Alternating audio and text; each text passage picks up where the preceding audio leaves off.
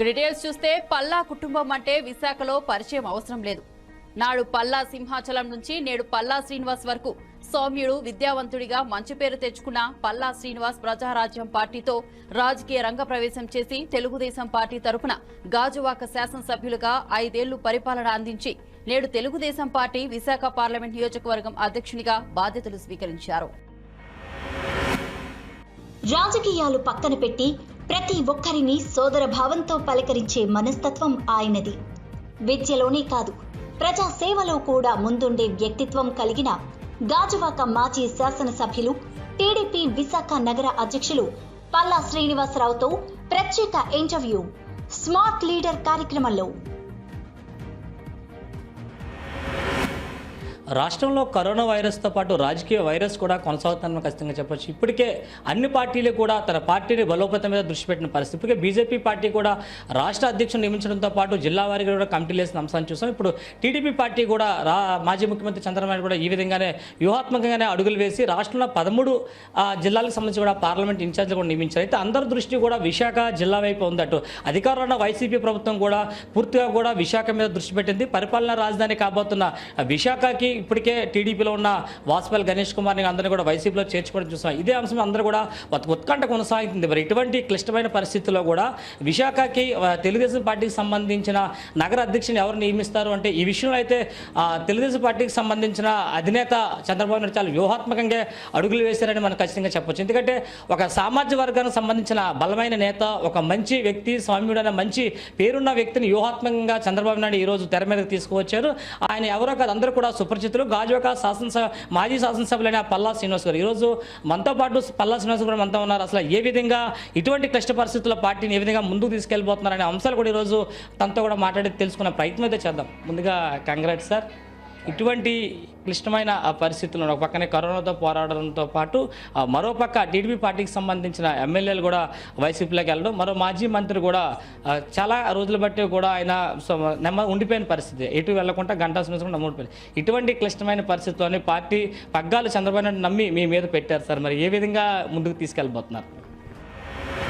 మరి ముందుగా నేను తెలుగుదేశం పార్టీ జాతీయ అధ్యక్షులు మాజీ ముఖ్యమంత్రి అయినటువంటి శ్రీ నారా చంద్రబాబు నాయుడు గారికి నేను హృదయపూర్వకంగా ధన్యవాదాలు తెలియజేసుకుంటున్నాను. ఎందుకంటే నా మీద నమ్మకం పెట్టి మరి విశాఖ అర్బన్, ముఖ్యంగా వైజాగ్ పార్లమెంట్ కాన్స్టిట్యున్సీ సంబంధించినటువంటి ప్రాంతానికి నన్ను అధ్యక్షుడిగా అనౌన్స్ చేసినందుకు గాను నాకు సంతోషంగా ఉంది.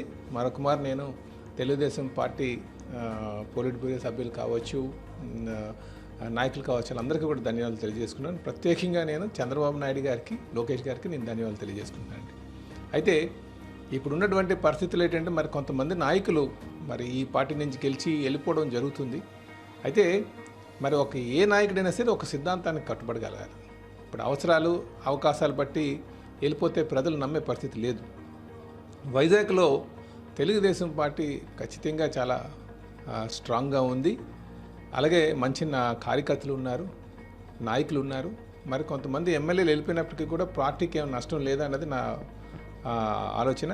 అలాగే చంద్రబాబు నాయుడు గారు నా మీద నమ్మకం పెట్టి ఇచ్చారు కనుక ఈ పార్టీని ఏ విధంగా బలోపేతం చేయాలి, ముఖ్యంగా అందరినీ సమన్వయం చేసుకుంటూ, ఇప్పుడు సీనియర్ కార్యకర్తలు కావచ్చు, మరి యంగ్ జనరేషన్ కావచ్చు, అలాగే నాయకులు కావచ్చు, వీళ్ళందరినీ సమన్వయం చేసుకుంటూ పార్టీ బలోపేతం చేయడానికి నా వంతు కృషి చేస్తానని చెప్పి ఈ సందర్భంగా తెలియజేస్తున్నాను.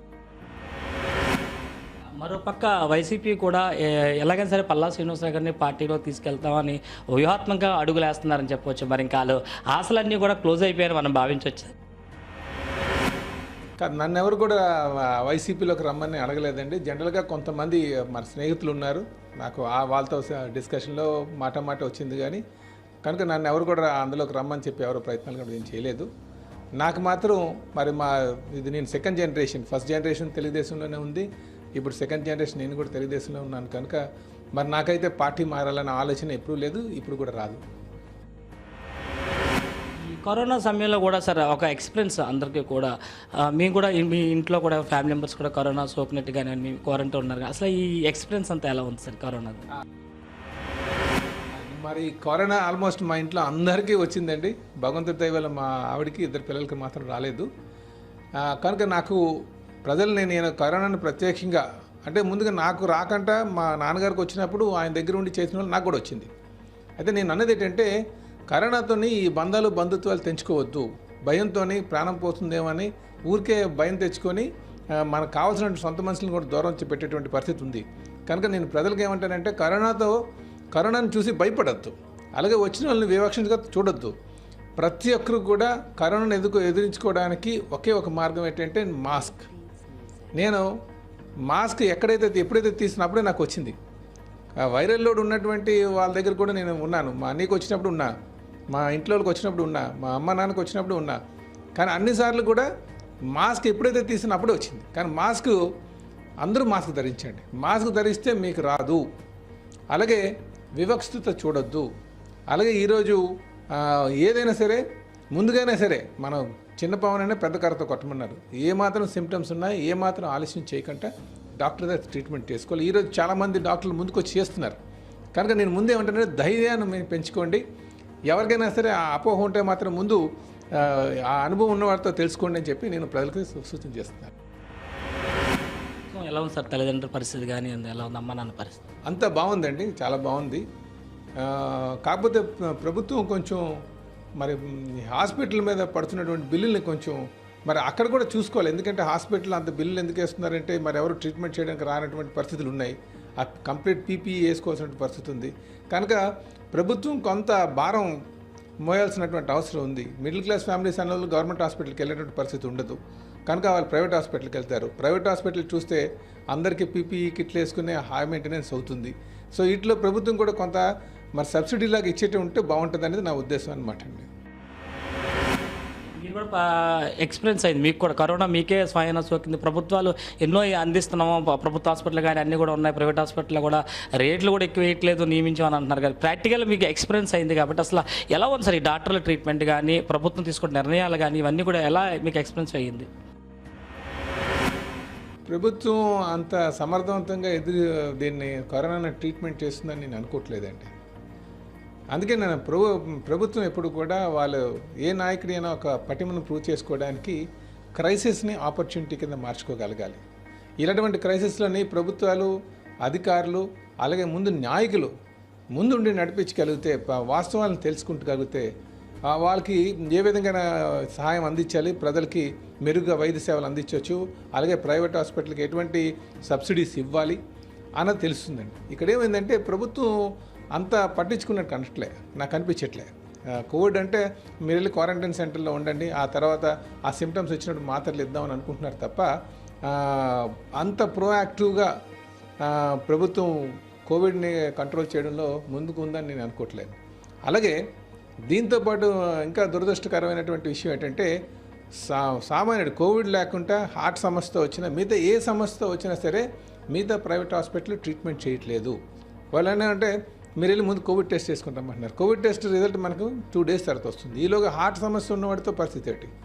నాకు నా కళ్ళ ముందు నాకు తెలిసినటువంటి వారు నా కోసం సహాయం అర్థించినటువంటి ఏమీ చేయలేనటువంటి పరిస్థితి, హాస్పిటల్ గుమ్మం దగ్గరికి వెళ్ళి చనిపోయినటువంటి వాళ్ళు కనిపించారు. అందుకే ప్రభుత్వం ఎప్పుడు కూడా అధికారంలో ఉన్నటువంటి వారు వాళ్ళు తెగించి ముందుకు వచ్చి ఈ ప్రజలకి మెరుగైన వైద్య సేవలు అందేటట్టుగా వాళ్ళు ప్రోయాక్టివ్ రోల్ తీసుకోవాలి. ఇప్పుడున్నటువంటి ప్రభుత్వం తీసుకుంటున్నది అనుకోవట్లేదు, ఇప్పుడున్నటువంటి నాయకత్వం తీసుకున్నారు అనుకోవట్లేదు. ఎందుకంటే నాయకులే జడిసిపోయి ఇంటి నుంచి బయటకు వచ్చేటువంటి పరిస్థితి లేదు. కనుక నాయకులు అన్నవాళ్ళు ముందుకు రావాలి, బయటకు రావాలి, ప్రజలందరినీ కూడా ఎక్కడైతే ఇబ్బంది పడుతున్నారో అవి గమనించాలి, దాని తర్వాత ఎప్పుడు మార్పులు చేయాలి, సూచనలు చేయాలి, మార్పులు తీసుకురావాలి.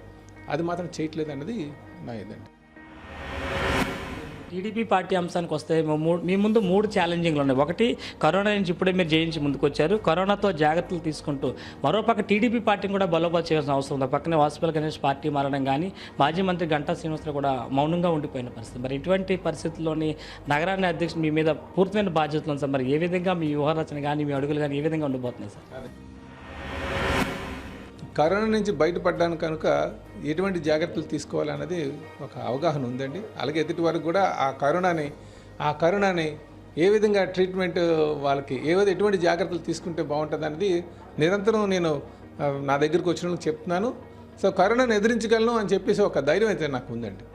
రెండో విషయం ఏంటంటే ఇప్పుడు నాయకులు వెళ్ళిపోతున్నారు కనుక వాళ్ళతో మాట్లాడి ఎందుకు చేత వెళ్ళిపోతున్నారు, దేనికి కారణాలు ఏంటనేది తెలుసుకొని సాధ్యమైనంత వరకు కూడా మరి మా పార్టీలో ఉండేటట్టుగానే నా ప్రయత్నాలు చేస్తాను. అలాగే నాయకులు వెళ్ళిపోయినంత మాత్రాన పార్టీ నష్టపోతుందని కూడా నేను అనుకోవట్లేదు. ఎందుకంటే ఇక్కడ కార్యకర్తలు చాలా స్ట్రాంగ్గా ఉన్నారు కనుక నాకు ఆ నమ్మకం ఉందని చెప్పి తెలియజేస్తున్నానండి. ఇకపోతే ఇక కార్యకర్తల మధ్య ఉన్నటువంటి సమన్వయ లోపాలు కనిపిస్తున్నాయి. అన్ని నియోజకవర్గంలో సహజంగా ఉంటుంది. దాన్ని ఆ సమన్వయం చేసుకుంటూ ముందుకు ఏ విధంగా వెళ్ళాలా అన్నది నా ప్రయత్నం అండి. ఏదైనా సరే తెలుగుదేశం పార్టీని బలోపేతం చేయడానికి, రేపు మేయర్ని ఎలాగైనా సరే కైవసం చేసుకోవడానికి నా ప్రయత్నాలు చేస్తానని చెప్పి తెలియజేస్తున్నానండి. ఇప్పటికే ప్రధానమైన సమస్యలు కూడా ఉన్నాయి సార్. స్టీల్ ప్లాంట్ నిర్వాసాలకు సంబంధించి కానీ, గంగవరం పోర్టుకు సంబంధించి కానీ సార్ ప్రధానమైన సమస్యలు ఏమైనా గుర్తించారా? అది చంద్రబాబు నాయుడు దృష్టికి తీసుకెళ్ళి ఆ అంశాల మీద మీరు ఏ విధంగా అడుగులు అయిపోతుంది సార్? ఈ విధంగా పోరాడబోతున్నారు భవిష్యత్తులో? నాకు స్టీల్ ప్లాంట్ ఆర్కాడ్ విషయంలో కొంత ఒకటి ఉందండి. ఇంకా డౌట్ఫుల్ ఆర్కాడ్ అనేది నేను చేయాల్సింది ఉంది. ఒక జీవో ఉంది. మేము అన్ని జీవోలు తెచ్చాం. ఆ జీవోలు ఇంప్లిమెంట్ చేయాల్సినటువంటి బాధ్యత ఇప్పుడున్నటువంటి ప్రభుత్వం మీద ఉంది. కానీ ఇప్పుడున్నటువంటి ప్రభుత్వం ఏం చేస్తుంటే ఆన్లైన్ డేటా తీసేసింది. ఎందుకు ఆన్లైన్ డేటా చేస్తారనుకున్నారు? వీళ్ళు మతలబులు చేయడానికి కోసం ఆన్లైన్ డేటా పెట్టాలి కదండి. సో ముందు ఎన్నుకున్నబడినటువంటి ప్రజాప్రతినిధులు మీ స్వలాభాల కోసం ముందు ఇలాంటి చేయదు. ఇది ఆరోపణ చేస్తున్నానండి, ఒక ఆరోపణ. ఇప్పటికైనా మానుకొని ఆన్లైన్ డేటా పెట్టండి. ఎవరైనా సరే స్వేచ్ఛగా వాళ్ళ కార్డు ఉందా లేదా, డౌట్ఫుల్గా ఉందా లేదా అని తెలియడానికి కోసం ఆ డేటా పెట్టాం. అలా డేటా అంతా తీసి పడేసారు. తీసి అది క్లుప్తంగా ఉంచడం, అది వాడి క్వాలిటీ సీక్రెట్గా ఉంచారు. ఆ సీక్రెట్గా ఎందుకు ఉంచాలి మీరు అని. సో దాని మీద ముందు ఆన్లైన్ డేటా పెట్టడానికి ఆర్కాడ్కి సంబంధించి చేస్తామండి. డౌట్ఫుల్ కార్డుని కూడా రెగ్యులేట్ చేయమని చెప్పేసి మేము పెడతామండి. అలాగే స్టీల్ ప్లాంట్లో సుమారు మేజర్ మ్యారేజ్ కింద ఇచ్చినటువంటి కొన్ని ఉన్నాయి. సుమారు 2,500 ఇచ్చారు. అది రెగ్యులేట్ చేయమని కూడా మేము పెట్టాం. అది కూడా చేయమని చెప్తామండి. ఇది స్టీల్ ప్లాంట్ సంబంధించింది. అలాగే 8,000 మంది ఉద్యోగాలు ఉన్నారు. రేపు ఏమైనా సరే స్టీల్ ప్లాంట్లో ఏ విధంగా మీరు వీళ్ళకి జాబ్లు ఇస్తారనే దాని మీద కూడా నా ప్రయత్నాలు చేస్తానండి. అది లేకపోతే ఇంకా అనేక సమస్యలు ఉన్నాయి. అసలు అవగాహన ఉన్నటువంటి ఇప్పుడు ప్రభుత్వం మీద ఒత్తిడి తేడం, ముందు చంద్రబాబు నాయుడు గారితో మాట్లాడడం, ఈ ప్రభుత్వం మీద ఒత్తిడి తేడం, లేని పక్షంలో హైకోర్టులో ఫైల్ చేసి మా టైంకి డైరెక్షన్ తేడం చేస్తానండి. ప్రస్తుత రాష్ట్రంలో పరిస్థితులు, దేవాలయాల మీద జరుగుతున్న దాడుల దగ్గర నుంచి కానీ, టీడీపీ నాయకులు కొంచెం మంది ఏదో అక్రమంగా అరెస్ట్ చేస్తున్న ఆరోపణలు, అనేక అంశాలు ఉన్నాయి సరే. ఈ కరోనాకు సంబంధించి కానీ మొత్తం అన్నీ కూడా విశాఖ నగర అర్బన్ అధ్యక్షుడిగా ప్రభుత్వానికి ఏం సూచన తెచ్చుకున్నా, ప్రభుత్వం ఏ విధంగా అడుగులేయాలంటారు సార్ ఇటువంటి విపత్తికర సమయంలో? నేను అన్నది ఏంటంటే ఇప్పుడున్నట్టు ప్రభుత్వం మీద లేకపోతే ఇప్పుడున్నటువంటి నాయకుల మీద కానీ ప్రజలందరికీ కూడా వీరు క్రిస్టియనిటీ వైపు మగ్గు చూపుతున్నారేమో అన్న ఒక స్ట్రాంగ్ ఫీలింగ్ ఉందండి పబ్లిక్లో. కనుక దానికి తోడుగా దానికి అంటే ఆ ఆలోచనని బలం అంటే ఆ ఆలోచన కరెక్ట్ అనడానికి ఇప్పుడు జరుగుతున్నటువంటి సంఘటనలు ఉన్నాయి. ఏ గుడిలో ఎప్పుడూ లేనటువంటి దాడులు జరుగుతున్నాయి అటు హిందూ దేవాలయాల మీద. నేను ఈ సందర్భంగా తెలియజేసేది ఏంటంటే ఈ ప్రపంచంలో హిందూ దేశం కింద ఉన్నటువంటిది భారతదేశమే. కనుక ఇక్కడ ఈ మతాల మీద దాడులు మాత్రం ఏమాత్రం కరెక్ట్ కాదు. దాన్ని అందరూ కూడా గమనించాల్సి ఉంటుంది. ఇప్పుడు ఉన్నటువంటి నాయకులు ముఖ్యంగా గమనించాల్సి ఉంటుంది. అలాగే మత సామరస్యం మీద మనం అందరూ కూడా యాక్సెప్ట్ చేసాం దాన్ని. ఎన్నో ఏళ్ళగా ఈ మతాలు ఉన్నాయి. ఆ మతాలన్నీ కూడా, ఎందుకంటే హిందూ అనేది ఒక మతం కాదు, ఇది వే ఆఫ్ లైఫ్, సనాతన ధర్మ అంటాం. సనాతన ధర్మం అంటే జీవన విధానం. సో ఇందులో జీవన విధానంలో మనం ఆ మతాన్ని యాక్సెప్ట్ చేసాం, ఈ మతాన్ని యాక్సెప్ట్ చేసాం. అయితే మనం ఏమంటామంటే ఇక్కడ ఒక మతాల మీద విద్వేషాలు పెంచుకునే కన్నా, అలాగే పోరాటాలు దాని మీద దాడులు చేసే దానికన్నా ఈ దాడులు చేసే వారి మీద శిక్షించాలన్నది మా ఆలోచన. అది ప్రభుత్వమే పోరాటంగా తీసుకోవాలి. సో సామరస్యంగా బతకడం నేర్చుకోవాలన్నది మా ఆలోచన అండి. అలాగే ఈరోజు చూస్తే రథం కావచ్చు, అంతర్వేదిలో జరిగినటువంటి రథ దగ్ధం కావచ్చు, అనేకంగా ఇవన్నీ కూడా ఇది మంచి పద్ధతి కాదు. ఇది ఎవరికి, మనకి ఇప్పుడున్నటువంటి తరాలకి మంచిది కాదు, భవిష్యత్ తరాలకు కూడా మంచిది కాదు. అందుకే నాయకులు అన్నవారు తప్పు చేసే వారికి శిక్షించాలి, అంత ఇదిగా ఉండగలగాలి, అంత ఇదిగా ఉండాల్సినటువంటి పరిస్థితి ఉందని చెప్పి నేను తెలియజేస్తున్నానండి. ప్రభుత్వానికి ఏం సూచన తెచ్చుకుంటున్నారు? దేవాలయాలకు సంబంధించి కానీ, కరోనాకు సంబంధించి కానీ, అక్రమంగా అరెస్టులు అనే అంశం మీద కానీ. అక్రమ అరెస్టులు ఏంటంటే ఇది ప్రజాస్వామ్యంలో ఎట్టి పరిస్థితుల్లో కూడా మంచి పద్ధతి కాదు. ప్రజాస్వామ్యం అన్నదానికి నిలువుటి అర్థం అపోజిషన్ని మాట్లాడే అవకాశం కల్పించడం. అపోజిషన్ లీడర్స్ని ఎప్పుడైతే మీరు అరెస్ట్ చేశారో అది ప్రజాస్వామ్యం అనిపించుకోదు. ఇది నియంత్ర పరిపాలన అనిపించుకుంటుంది. కనుక నేనేమంటానంటే అపోజిషన్ పార్టీ నుండి మీరున్నటువంటి అధికారులు ఉన్నటువంటి నాయకులందరికీ కూడా అపోజిషన్కి మీరు ఆ స్వేచ్ఛ ఇవ్వాలి, ప్రతి విషయంలో కూడా మాట్లాడే స్వేచ్ఛ ఇవ్వాలంటే అరెస్టులు మానుకోవాలని చెప్పి నేను తెలియజేస్తున్నాను. ప్రస్తుతం రాష్ట్రంలో ఉన్న ఏదైతే కరోనా వైరస్ సంబంధించి కానీ దేవాలయాల అంశం మీద జరుగుతున్న దాడులకు అన్నింటినీ కూడా పూర్తి కూడా బాధ్యత ప్రభుత్వం వహించాలని చెప్పి చెప్తున్న పరిస్థితి. అలాగే ఇదైతే టీడీపీ అధినేత చంద్రబాబు నాయుడు కానీ అదే మాజీ మంత్రి లోకేష్ కూడా నా మీద పెట్టుకున్న నమ్మకాన్ని ఖచ్చితంగా కూడా ఉమ్ము కాకుండా చూసుకుంటుంది. ప్రతి కార్యకర్తకి కూడా అర్బన్లోని ప్రతి కార్యకర్తలకు కూడా అండగా ఉండడంతో పాటు చిన్న చిన్న లోపాలు కూడా ఏమైనా ఉంటే కూడా అన్ని సరిచూసి మళ్ళీ టీడీపీ పునర్వైభోగం తీసుకొచ్చే విధంగా అడుగులేస్తానని చెప్పేసి మాజీ శాసనసభ్యులు అలాగే విశాఖ నగర అర్బన్ అధ్యక్షులు పల్లా శ్రీనివాస్ తెలిపారు. వీడియో జర్నలిస్ట్ అమిత్తో నాయుడు, స్మార్ట్ 9 విశాఖ.